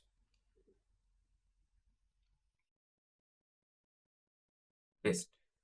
ઓકે, તો પ્રીતિ પહેલા દિવસે આવી, અહીંયા ઊભી આવી. બરાબર? તો પ્રીતિ દોરતા નથી આપણે, ખાલી પી લખી દઈએ છે. ઓકે, તો પહેલા દિવસે એસ્કેલેટર કાર્યરત નથી તો એને T1 સમય લાગ્યો, એટલે પ્રીતિનો વેગ કેટલો થયો? ધારો કે V1 વેગથી ગઈ એટલે એને T1 સમય લાગ્યો. એટલે અચ્છા, ત્રણેય કિસ્સામાં કોમન શું છે? પ્રીતિ કોમન છે, યસ. એના સિવાય શું કોમન છે? તો એસ્કેલેટરનું જે અંતર કાપવાનું છે, ત્રણેય કિસ્સામાં કેટલું આવશે? x જ આવશે. ઠીક છે, તો પહેલી વખતમાં શું થાય છે? પ્રીતિનો વેગ V1 છે તો x અંતર કાપે છે T1 સમયમાં. પછી બીજા દિવસે પ્રીતિ આવી તો ત્યારે એસ્કેલેટર ચાલુ હતું. હવે એના આડા સતીક જે બી હતું તો એ ખાલી એસ્કેલેટર પર ઊભી રહી ગઈ. એટલે આજે બીજો વેગ આવશે અહીંયા, એ કયો વેગ આવશે? એસ્કેલેટરનો વેગ. તો એસ્કેલેટરનો વેગ અને આ છે પ્રીતિનો વેગ. બંનેમાં સ્વાભાવિક છે અલગ અલગ સમય લાગશે, કેમ કે પ્રીતિનો વેગ એસ્કેલેટર જેટલો નથી. હવે ત્રીજા દિવસે ધારો કે પ્રીતિ આવી, બરાબર? તો ત્રીજા દિવસે એને એસ્કેલેટર ચાલુ મળ્યું તો પ્રીતિ પણ ચાલુ છે, આઈ મીન ચાલે છે, અને એસ્કેલેટર પણ ચાલુ છે. બરાબર? એટલે બંને જણ અહીંયા ચાલે છે એવું થયું મતલબ. ઓકે, તો અહીંયા શું થશે? V1 પ્લસ V2 થઈ જશે. આવું તમે ફીલ કરેલું હોય, બરાબર, કે ઓટોમેટિક જે એસ્કેલેટર હોય એ ઉપર જતો હોય તમે એના પર જોડે ચાલવા લાગો તો તમને એવું લાગે તમારી વેગ વધી ગયો છે, અને એની પાછળનું રીઝન જ આ છે. તો પ્રીતિ પ્લસ V2 એટલે પહેલા કેસમાં ખાલી પ્રીતિ ઓન હતી, બીજા કેસમાં એસ્કેલેટર ઓન હતી, અને ત્રીજા કેસમાં પ્રીતિ પ્લસ એસ્કેલેટર બંને ઓન છે, એટલે બંને ચાલે છે એવું કહી શકો. ઓકે, તો V1 પ્લસ V2, તો અંતર તો x જ કપાશે અને ત્યારે સમય શું આવશે? કોઈક નવો સમય આવશે T3. તો તમને એવું પૂછે છે કે આ T3 સમય કેટલો હોય? બરાબર? તો જો હું T3 ને કરતા બનાવું તો T3 બરાબર શું આવશે? x ભાગ્યા V1 પ્લસ V2. હવે ઓપ્શન જોઈએ તો ઓપ્શનમાં એક બી ઓપ્શન આવો નથી. ના ઓપ્શનમાં x છે, ના ઓપ્શનમાં V1 પ્લસ V2 છે. તો સિમ્પલી અહીંયા શું કરીશું? V1 ને V2 ની કિંમત રિપ્લેસ કરી દઈશું. તો V1 થશે x ભાગ્યા T1, V2 થશે x ભાગ્યા T2. તો x કોમન કેન્સલ લઈ લઈએ. ઓકે, તો 1 અપોન અહીંયા લસા લઈશું T1 T2 અને અહીંયા આવશે T1 પ્લસ T2. તો શું આવશે? T1 T2 upon T1 plus T2. Okay, so option B is the right answer. બરાબર છે? હવે સમજો બીજો પ્રશ્ન લઈએ. આમાં તો આટલી જ વસ્તુ હતી કે વેગનો શું થાય છે સરવાળો. તો મેઇન વસ્તુ આ સમજવાની હતી. તો 2017 નો પ્રશ્ન હતો. હવે એના પછીનો પ્રશ્ન જોઈએ, બીજો પ્રશ્ન. એક બસ સીધા રસ્તા પર 10 ની ઝડપે ગતિ કરે છે. તો ધારો કે આ બસ છે, 10 ની ઝડપથી ગતિ કરે છે. તો રસ્તા પર બસ 10 ની ઝડપે ગતિ કરે છે. હવે આપણને એવું કહે છે કે એક સ્કૂટર સવાર એ બસને 100 સેકન્ડમાં ઓવરટેક કરવા માંગે છે અને સ્કૂટર બસ થી 1 કિલોમીટરના અંતર પર છે. તો ધારો કે 1 કિલોમીટરનું અંતર છે, બરાબર. તો અહીંયા એક સ્કૂટર વાળો છે,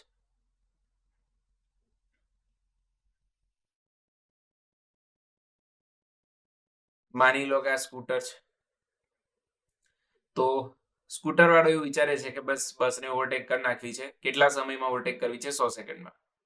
તો સ્કૂટર વાળાની ઝડપ કેટલી હોવી જોઈએ? આપણાને એવો પ્રશ્ન પૂછે. હવે જેમ મેં તમને આ વસ્તુ પાછળ બી સમજાઈ કે સ્કૂટર વાળાએ કેટલું અંતર કાપવું પડે? 1 કિલોમીટર?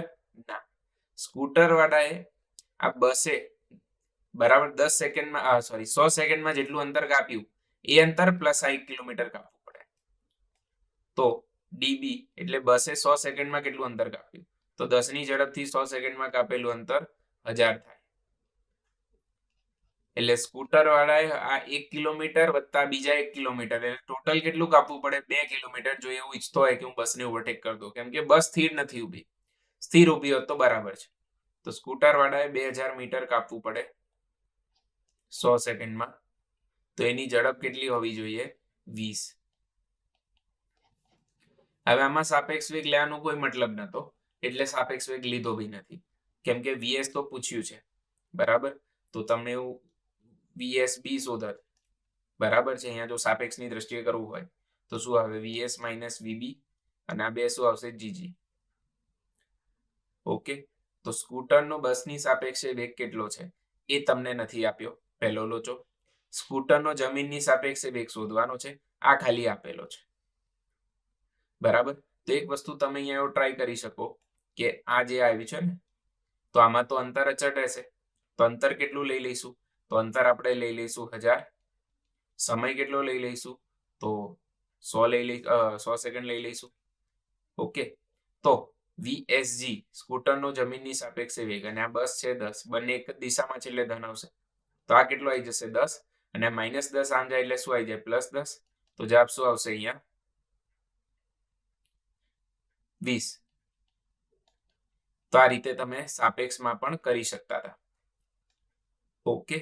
કેમ? કેમ કે સાપેક્ષ વેગ લેશો એટલે હંમેશા અંતર શું થઈ જશે? અચળ, એટલે કે લોગ થઈ જશે, બરાબર. કેમ કે એકનો વેગ વધારે છે, એકનો વેગ ઓછો છે. તો વધારે વાળો વધારે અંતર કાપશે સેમ સમયમાં, ઓછો વાળો ઓછું અંતર કાપશે સેમ સમયમાં. વધારે પ્લસ ઓછું કરશો એટલે જવાબ તમને અચળ મળશે.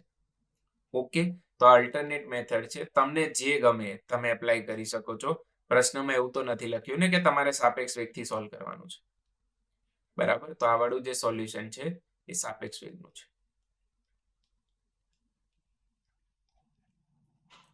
ઓકે. ત્યારબાદ 150 મીટર લાંબી ટ્રેન ઉત્તર દિશામાં 10 ના વેગથી જઈ રહી છે. તો ટ્રેન છે, બરાબર. કેટલી લાંબી છે? તો 150 મીટર. પહેલા ટાયર દોરી દઈએ, વ્હીલ્સ. તો 150 મીટર લાંબી ટ્રેન ક્યાં જઈ રહી છે? ઉત્તર દિશામાં જઈ રહી છે 10 ના વેગથી. તો ટ્રેનને કહીએ ટી, જમીનની સાપેક્ષે વેગ આપ્યો છે 10, લખી નાખ્યો વેગ. હવે એક પોપટ 5 ના વેગથી દક્ષિણ દિશામાં રેલના પાટાને સમાંતર ઉડી રહ્યું છે. તો આપણે પોપટ અહીંયા બતાવી દઈએ. તો પેરટ છે, ક્યાં ઉડી રહ્યું છે? 5 ના વેગથી વિરુદ્ધ દિશામાં. તો વેલોસિટી ઓફ પેરટ એટલે પોપટનો વેગ કેટલો છે? 5. ઋણ આવશે કેમ કે ડાબી બાજુ ઉડી રહ્યું છે. તો આપણે એવું પૂછે છે કે આ પોપટ જે છે એની ટ્રેનને ક્રોસ કરવા કેટલો સમય લાગે, બરાબર. જો આખી ટ્રેન સ્થિર હોત, બરાબર, તો આપણે શું કરત? વીપી બરાબર 150 નું અંતર કાપવાનું છે કેટલા સમયમાં? સમયને કરતા બનાવત તો 50 150 ભાગ્યા શું આવત? 5. તો આ રીતે આપણે જવાબ લઈ આવત, એટલો સમય લાગે. પણ કેમ કે ટ્રેન આમ ગતિ કરી રહી છે અને પોપટ ડાબી તરફ ગતિ કરી રહ્યું છે, તો જો આપણે અહીંયા સાપેક્ષ વેગ લઈ લઈએ, બરાબર છે, તો આપણને એવું દેખવા મળશે કે પોપટનો વેગ કેમ કે ઓછો છે તો એને અંતર કેવું કાપવું પડશે? ઓછું. અને ટ્રેને વધારે વેગ છે તો એને અંતર કેવું કાપવું પડશે? વધારે. બરાબર. પણ છેલ્લે બંનેનો સરવાળો કરીશું અંતરનો તો જવાબ શું આવશે? 150. આવું ક્યારે આવે? જ્યારે તમે શું લો? સાપેક્ષ વેગ. તો પોપટનો વેગ તમે કોની સાપેક્ષે લેશો? અચ્છા, અત્યારે પોપટનો વેગ કોની સાપેક્ષે છે? જમીનની સાપેક્ષે છે. હવામાં ઉડી રહ્યું છે ને. તો જો હું પોપટનો વેગ ટ્રેનની સાપેક્ષે લઉં તો શું આવે? VP minus VT GG. આ -5 આવશે અને આ -10 આવશે એટલે વેગ થઈ જશે -15 મીટર પ્રતિ સેકન્ડ. બરાબર છે. તો આ જે પણ વેગ આવ્યો -15 મીટર પ્રતિ સેકન્ડ એ સાપેક્ષ વેગ છે. જ્યારે પણ તમે સાપેક્ષ વેગ લેશો ત્યારે અંતર જે 150 છે શું થઈ જશે? અચળ. એટલે 150 ભાગ્યા ટી. ખાલી નિશાની ઋણ દિશા દર્શાવે છે તો જવાબ શું આવશે? 150 ભાગ્યા 15 એટલે કે 15 ગુણ્યા 10 તો અહીંયા આવશે 10 સેકન્ડ. તો 10 સેકન્ડમાં પોપટ ટ્રેનને ક્રોસ કરી ચૂક્યો હશે. બરાબર. અહીંયા બીજી કોઈ રીતે તમે એપ્લાય કરત કે ભાઈ કેટલા સમયમાં, તો અહીંયા એકચ્યુઅલી સમય નથી આપ્યો. સમય નથી આપ્યો એટલે તમે સાપેક્ષ સિવાય આને સોલ્વ ના કરી શકો. આની પહેલાના પ્રશ્નોમાં જો સમય આપેલો છે કે કેટલા સમયમાં કરવાનું છે? 100 સેકન્ડમાં. બરાબર. તો 100 સેકન્ડ આપ્યું હતું તો હું સાપેક્ષથી ના કરું તો ચાલે. બરાબર. આ જે પ્રશ્ન હતો આમાં બી સમય આપેલો હતો 50 સેકન્ડ. એટલે તમે સાપેક્ષથી ના સોલ્વ કરો તો ચાલે. પણ જો સમય જ ના આપ્યો તો તમારી પાસે એક જ રસ્તો છે, સાપેક્ષથી જ કરવું પડશે. ક્લિયર? તો લોજિક વાઇઝ તમને ક્લિયર થઈ જાય કે બે એકબીજાને ક્રોસ કરે છે. સ્વાભાવિક છે પોપટે ઓછું અંતર કાપવું પડશે, ટ્રેન વધારે અંતર કાપી લેશે. બટ બંનેના કાપેલા અંતરનો સરવાળો કરીશું તો જવાબ શું આવશે? 150. એટલે મેં અહીંયા 150 લીધું. 150 ક્યારે લેવાય? જ્યારે સાપેક્ષ હોય. બાકી પોપટ તો ઓછું અંતર જ કાપે છે. ઓકે. હવે JEE ના જે પ્રશ્નો છે બધા જોઈ લઈએ. તો જો ટ્રેન એ 72 ની ઝડપથી ઉત્તર દિશામાં 2 સમાંતર પાટાની દિશામાં અને ટ્રેન બી 108 ની ઝડપ સાથે દક્ષિણ દિશામાં ગતિ કરે છે. ઓકે. તો ટ્રેન બી ની સાપેક્ષે એનો વેગ શોધો. Okay, very easy question. તો ટ્રેન એ નો વેગ જમીનની સાપેક્ષે તમને આપ્યો 72. ઉત્તર દિશા છે તો પ્લસ લીધું એટલે 18 ચોક 72 તો 20 મીટર પ્રતિ સેકન્ડ. ટ્રેન બી નો વેગ જમીનની સાપેક્ષે 108 તો 18 છક 108 થાય એટલે 6 પંચા 30. કેટલો આવશે? ઋણ. શું પૂછે છે પહેલો પ્રશ્ન? ટ્રેન બી ની સાપેક્ષે ટ્રેન બી નો એ ની સાપેક્ષે વેગ એટલે બી એ પૂછ્યું છે. તો શું લખાય? લોજિક વાઇઝ તમને જવાબ મળી ગયો થાય. You can pause and try. બરાબર. આ તમે પોઝ એન્ડ ટ્રાય કરો શું જવાબ આવે તમારે. સો ટ્રેન બી નો એની સાપેક્ષે એટલે અહીંયા જીટી -30 -20 એટલે જવાબ આવશે -50 મીટર પ્રતિ સેકન્ડ. બરાબર. તો માઇનસ વાળા બે ઓપ્શન છે.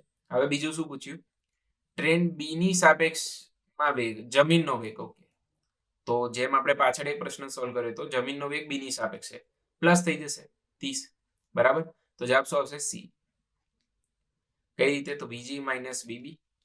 અહીંયા શું આવશે? GG. તો GG 0. VBG કેટલા આવશે? -30. તો માઇનસ માઇનસ શું થઈ જશે? 30. ઓકે. તો આ પ્રશ્ન બી થયો પૂરો. ત્યારબાદ પાંચમો પ્રશ્ન.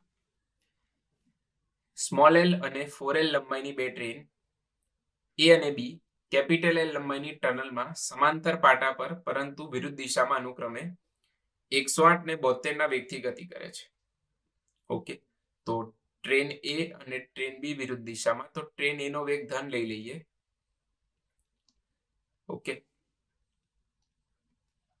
પહેલા જોઈ લઈએ એક વખત પ્રશ્ન.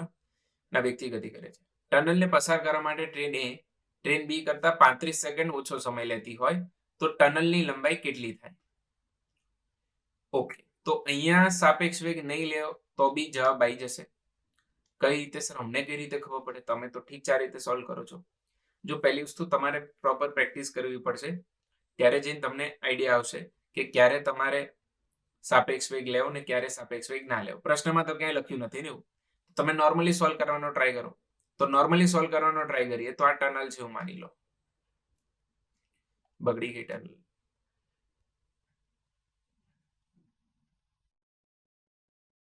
આખી જે ટનલ છે એનો પથ લઈ લઈએ.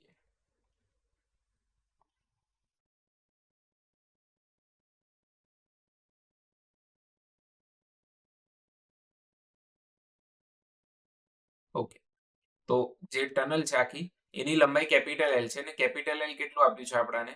60 સ્મોલ એલ. હવે બે ટ્રેન છે આપણી પાસે.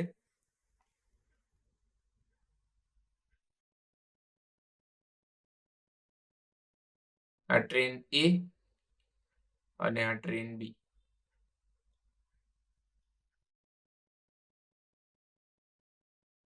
ગુડ ટાયર હોય. અરે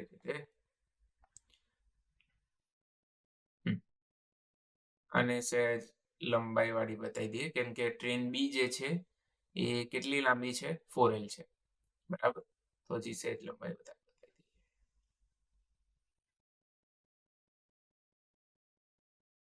ટાયર કરતું કેમ નહીં?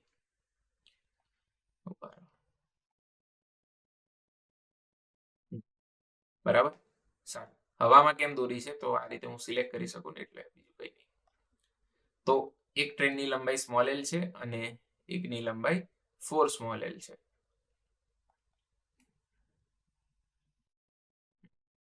હવે ઝડપ બંનેની આપેલી છે, તો અહીંયા ક્યાંક ઝડપ લખી દો. ટ્રેન એની ઝડપ છે 108, એટલે 18 છક 108 થશે, તો 30. અને ટ્રેન બી ની ઝડપ જે છે આ એ છે, આ બી છે, 72, એટલે 5 ચોક 20. હવે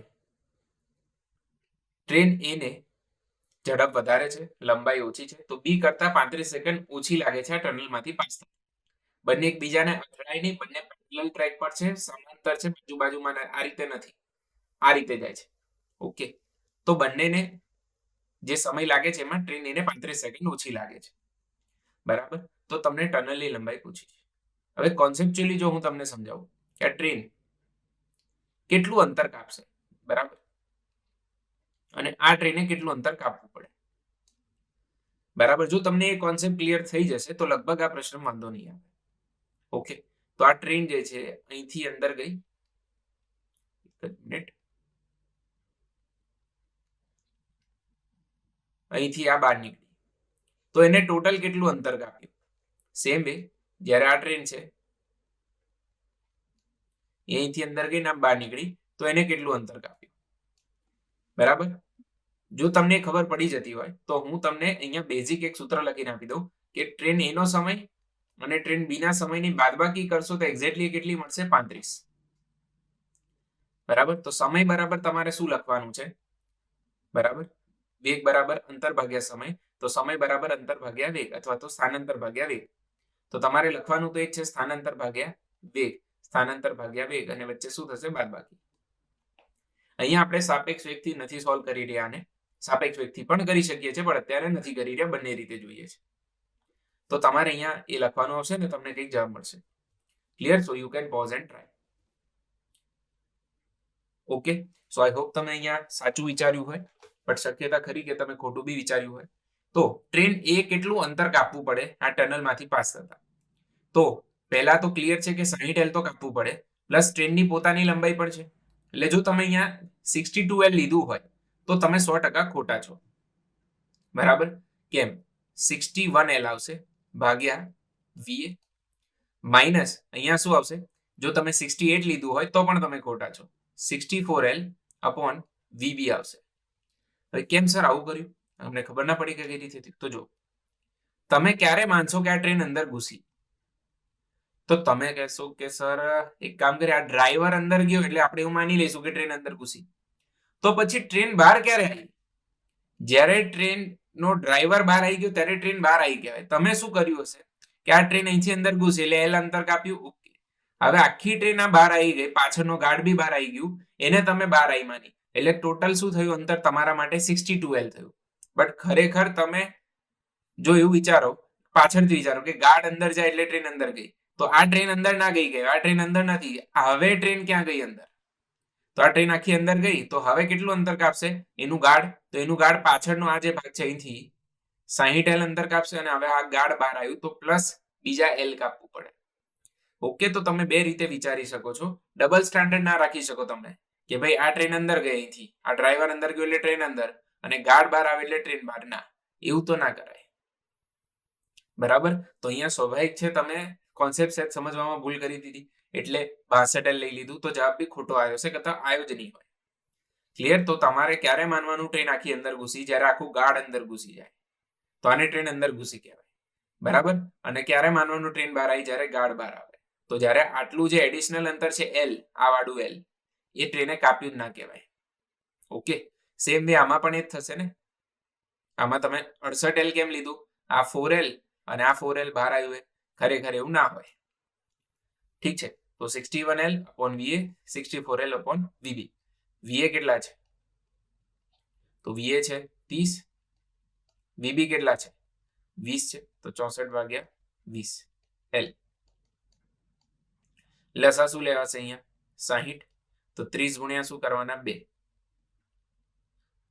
બરાબર, તો જો ટ્રેન A સ્મોલ L લંબાઈ, હું ખાલી એકવાર ડેટા વેરીફાઈ કરું છું, અને ઝડપ 108, 108 એટલે 30.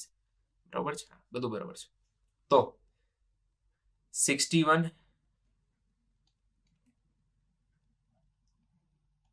L into 2 minus 64 L into 3 is equal to 35. Okay, અહીંથી 60 આ બાજુ જતા રહે. બરાબર, તો 2 ગુણ્યા 61L ઓછા 3 ગુણ્યા 64L બરાબર શું થાય? 35 ગુણ્યા 60. હવે અહીંથી કઈ બી કોમન કેન્સલ થતું હોય તો આપણે કરી શકીએ. બરાબર, તો અહીંથી 2 કોમન કેન્સલ થઈ જશે સરળતાથી. બરાબર, તો 2 કોમન કેન્સલ કરીએ, બગડો જતો રહ્યો ને, તો અહીંયા શું વધે? 61L. અહીંયા શું વધે? 32 દુ 64 થાય એટલે 3 ગુણ્યા 32 એટલે આ કેટલા થાય? 66L. એટલે ક્યાંક ને ક્યાંક આપણે ભૂલ કરી છે. ઓકે, હા, સોરી, માય બેડ. ટનલ ને પસાર કરવા માટે ટ્રેન બી કરતા 35 સેકન્ડ ઓછો સમય લે છે, એટલે બી નો સમય વધારે થયો ને, તો બી માંથી એ બાદ કરવું પડે. ઓકે, તો એક નાની ભૂલ થઈ ગઈ મારાથી, બી ઓછા એ આવશે. ઓકે, તો અદલા બદલી કરવી પડશે. કરી નાખીએ. સારું,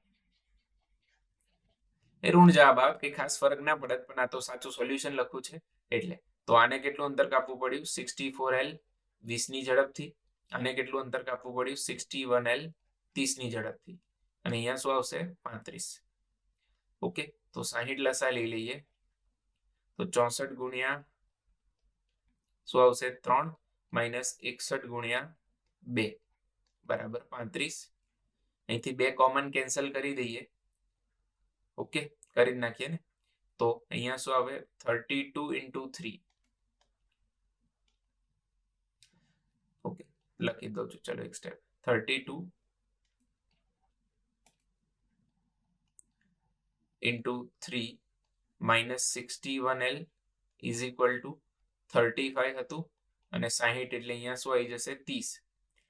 ઓકે, તો 32 ગુણ્યા 3 તો કેટલા થશે? 96 થશે. અને 35 ગુણ્યા 30 કરીશું તો 35 ગુણ્યા 3 તમને આવડે? 5 તરી 15 નો 5 વધી પડી 1, 3 તરી 9 ને 1 10 એટલે 105 અને 1 0. તો 96 માંથી 61 જાય તો કેટલા થાય?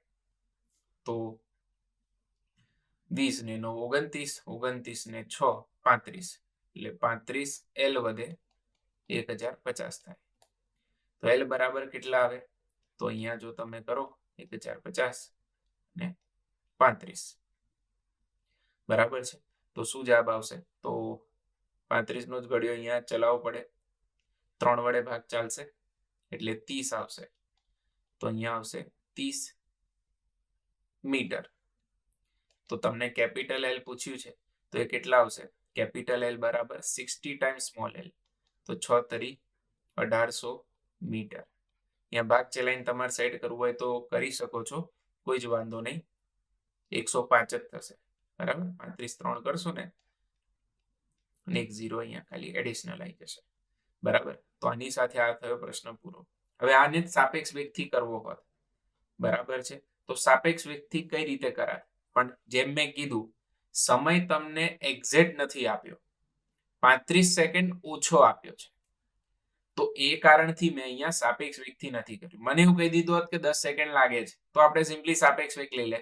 એ અને બી નો સાપેક્ષ વેગ થાય 50, અંતર કેટલું કાપવું પડે 60 L, અને સમય આપી દીધો છે ધારો કે 10, તો તમને L સીધા મળી જાય 60 L, બરાબર. તો એ પ્રશ્ન ત્યારે બહુ ઈઝી થઈ જશે સાપેક્ષ વેગથી. પણ સાપેક્ષ વેગ માટે સમય તમને આપેલો હોવો જોઈએ, આ વસ્તુનું ખાસ ધ્યાન રાખજો, બરાબર છે.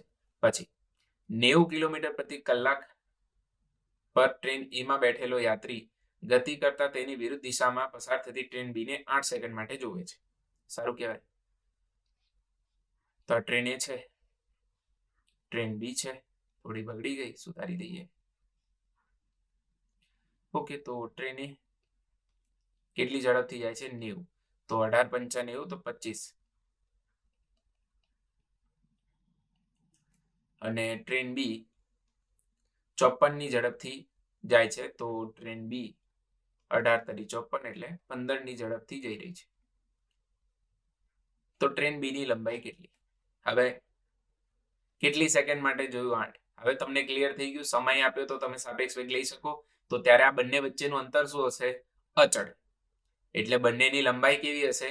સરખી હશે, કાં તો જે બી હશે એમની લંબાઈ હશે, બરાબર. તો જો હું અહીંયા આને સાપેક્ષ વેગ લઈ લઉં, હવે લઈ શકું સાપેક્ષ વેગ, ખુશ થઈ જવાનું, બરાબર. સમય આપેલો હોય તો શું વાંધો છે? તો ટ્રેન એ ની સાપેક્ષે બી નો વેગ, સોરી બી ની સાપેક્ષે ટ્રેન એ નો વેગ બી ની સાપેક્ષે લઈ લે, ધન આવે એટલે, બરાબર. તો 25 ઓછા 15 એટલે કેટલા આવશે? જીજી, તો 25 ઓછા 15 એટલે 40 આવે. તો આ લંબાઈ હશે અને સમય 8, તો 8 ચોક 32 એટલે 320 મીટર આવશે. તો જો અહીંયા સાપેક્ષથી થઈ ગયું. સેમ પાછળ વાળો પ્રશ્ન બી થઈ જાય જો સમય આપ્યો, પણ 35 સેકન્ડ ઓછો આપ્યો ને, તો એ તમે ના લઈ શકો અહીંયા. તો એ આ રીતે જ કરવો પડશે. બટ જો સમય આપી દે તો જો આટલા પ્રશ્ન પતી બી જાય છે, બી વાસ્તવિકતા છે. પછી આ બી ઈઝી જ પ્રશ્ન છે. ટ્રેન એ અને ટ્રેન બી સમાંતર ટ્રેક પર વિરુદ્ધ દિશામાં અનુક્રમે 36 ને 72 ની ઝડપથી ગતિ કરે છે. ટ્રેન એ પર એક વ્યક્તિ ગતિની વિરુદ્ધ દિશામાં આટલી ઝડપથી ગતિ કરે છે, તો ટ્રેન બી પરથી અવલોકન કરતા વ્યક્તિને તેની ઝડપ કેટલી જણાશે? તો જો આ બી સારો પ્રશ્ન છે, ઈઝી છે. જો કે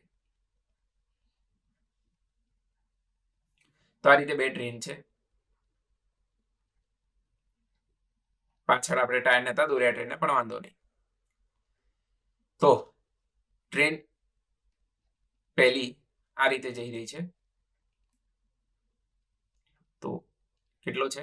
36 કિલોમીટર પ્રતિ કલાક, એટલે કે આને મીટર પ્રતિ સેકન્ડમાં લખીએ તો 18 દુ 36 એટલે 10 મીટર પ્રતિ સેકન્ડ. બીજી 72 ની ઝડપથી ગતિ કરે છે, આ રીતે આ બાજુ. તો ટ્રેન બી 72 ની ઝડપ, 18 ચોક 72 એટલે 5 ચોક 20. ઓકે, હવે એક વ્યક્તિ અહીંયા છે ટ્રેનમાં, એ આ તરફ ગતિ કરે છે, તો વ્યક્તિનો વેગ ટ્રેનની સાપેક્ષે આપ્યો છે, એની સાપેક્ષે. જેમ વાંદરું ટ્રેન એની છત પર હતું, એ રીતે આ વ્યક્તિ ટ્રેનની અંદર આ બાજુ વિરુદ્ધ દિશામાં જઈ રહ્યો છે. ઓકે, તો velocity of person with respect to, એટલે કે ટ્રેન એની સાપેક્ષે વ્યક્તિની ઝડપ કેટલી? 1.8 કિલોમીટર પ્રતિ કલાક, એટલે -1.8 ગુણ્યા 5 ભાગ્યા 18, 18 ઉડી જશે, તો 0.5 નો વેગ આવશે. અને આ બધું કોણ જોવે છે? ટ્રેન બી પરથી એક વ્યક્તિ જોઈ રહ્યો છે, બરાબર. એક વ્યક્તિ અહીંથી આ બધું જોઈ રહ્યો છે. તો જો લોજિક વાઇઝ વિચારીએ તો આ વ્યક્તિને શું દેખાશે? આ વ્યક્તિ ડાબી તરફ જતો દેખાય કે જમણી તરફ? તો કેમ કે આ 10 છે અને આ કેમ કે 0.5 છે, તો ટોટલ વેગ કેટલો આવશે? 9.5. તો આ વ્યક્તિને એવું દેખાશે કે આ વ્યક્તિ જમણી તરફ, પાછળની તરફ કેટલા વેગથી જઈ રહ્યો છે? 9.5, બરાબર. પણ પોતે બી ગતિમાં છે ને, આ વખતે જમીન પર નથી બેઠેલો, આની પહેલાના જેટલા બી પ્રશ્નો હતા એમાં અવલોકનકાર ક્યાં હતો? જમીન પર બેઠેલો હતો. જમીનનો વેગ શું હતો? 0. બરાબર. તો ઓલરેડી એ અને બી નો સાપેક્ષ વેગ વિચારો, આ માઇનસ થઈ જશે, તો 30 હતો. એમાં વ્યક્તિ ક્યાં ગયો? ડાબી તરફ. તો 0.5 તમારે બાદ કરી દેવાનો, એટલે તમારો જવાબ શું આવશે?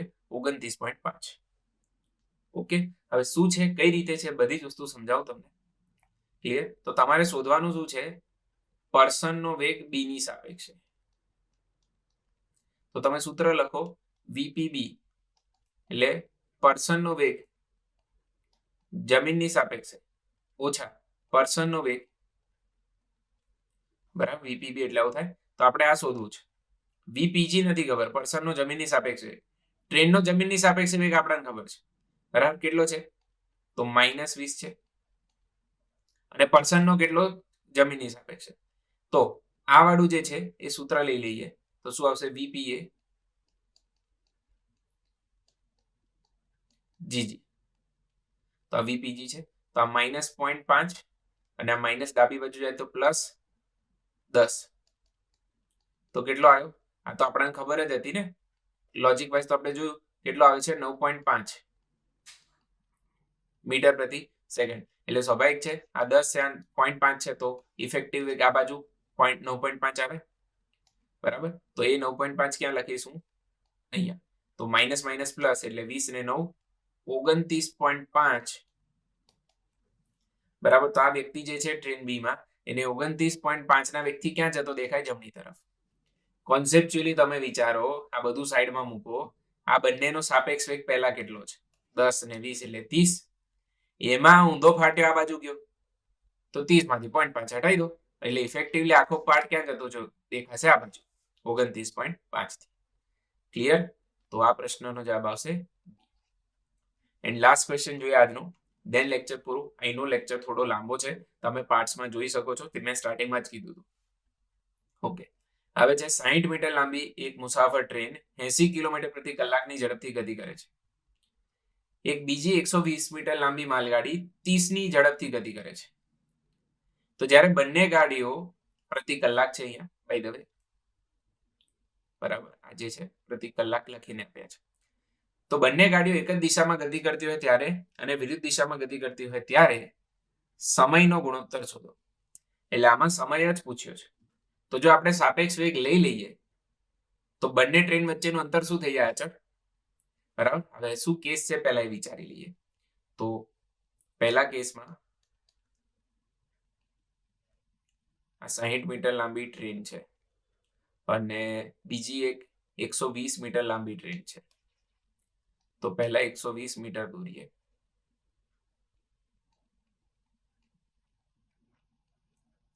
તો એક 60 મીટર લાંબી ટ્રેન એને ઓવરટેક કરવાનું વિચારે છે, કેમ કે આની ઝડપ છે 80. હવે 80 કિલોમીટર પ્રતિ કલાકને કન્વર્ટ નહીં કરી શકો તો કન્વર્ટ કરવાના બી નહીં, અને આની છે 30. તો આ એવું વિચારે કે આને ઓવરટેક કરી દો, જે કરી જ નાખશે, સ્વાભાવિક વસ્તુ છે, બરાબર છે. તો અહીંથી સરળતાથી જશે અને આ રીતે ઓવરટેક કરી લેશે અને અહીંથી નીકળી ગઈ.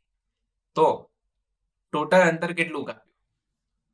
તો આને ટોટલ અંતર કાપવું પડે, આ બે વચ્ચે જે પ્રારંભિક અંતર હતું એ, પછી આ બીજું 120 કાપવું પડે, અને પછી અહીંથી નીકળી, પ્લસ આ ઉપરવાળી ટ્રેને પણ કંઈક કાપ્યું હશે ને અંતર ટી સમયમાં. પણ એની જગ્યાએ જો હું સાપેક્ષ વેગ લઈ લો, આ બેનો બંને એક જ દિશામાં છે, બરાબર. તો સાપેક્ષ વેગ લઈ લો એટલે 80 ઓછા 30 લઈ લો, તો બંને વચ્ચેનું અંતર શું થઈ જશે? અચળ. હવે અચળ એટલે એક્ઝેક્ટલી કેટલું થઈ જશે? તો 60 વત્તા 120 એટલે કે 180 મીટર થઈ જશે. અને સમય શું થઈ જશે? T1. તો T1 થાય 180 ભાગ્યા 80 માંથી 30 ગયા તો કેટલા વધે? 50 કિલોમીટર પ્રતિ કલાક.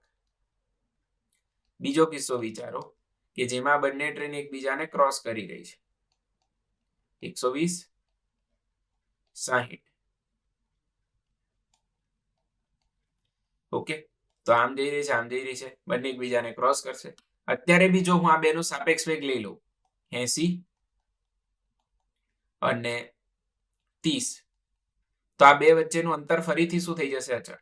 એટલે જો હું 80 વત્તા 30 લઈશ તો બી અંતર કેટલું કાપવું પડશે? અગેન 120 + 60 એટલે 180 મીટર જ કાપવું પડશે. સાપેક્ષ વેગ ના લે તો આપણને ખબર નહીં બે ટ્રેન વચ્ચેનું પ્રારંભિક અંતર શું છે, એટલે જે બી હતું એ અચળ છે, આપણે એવું લઈ લીધું ને. બરાબર, તો વાત તો સાચી છે. તો T2 બરાબર શું થાય? 180 મીટર ભાગ્યા 110 કિલોમીટર પ્રતિ કલાક. તો તમને T1 ભાગ્યા T2 પૂછ્યું છે, એટલે 110 ભાગ્યા 50 એટલે 11 ભાગ્યા 5. બરાબર છે. હવે 5 દુ 10 એટલે 2 પોઈન્ટ સમથિંગ જવાબ આવે, બટ 1 ઘાત વધશે. બરાબર, એક્ઝેક્ટલી જવાબ લાવવો હોય તમારે તો અહીંયા 1 વધશે, 0 2 5 અઢી જવાબ આવશે. બરાબર. સો આની સાથે આ જે સાપેક્ષ ગતિ છે એનો પહેલો પાર્ટ પત્યો. સેકન્ડ પાર્ટ જે છે સમતલમાં ગતિ ચાલશે, એટલે આની પછી બીજા બધા લેક્ચર પછી આવશે. ઓકે, તો ત્યાં સુધી બને તો લેક્ચરે પાર્ટ્સમાં જોજો, અને બીજો કોઈ બી ડાઉટ હોય તો તમે જણાવી શકો છો. ઓકે, તો મળીએ નેક્સ્ટ ટાઈમ. ત્યાં સુધી તમારે બધાનું ધ્યાન રાખજો. Tata, bye and take care.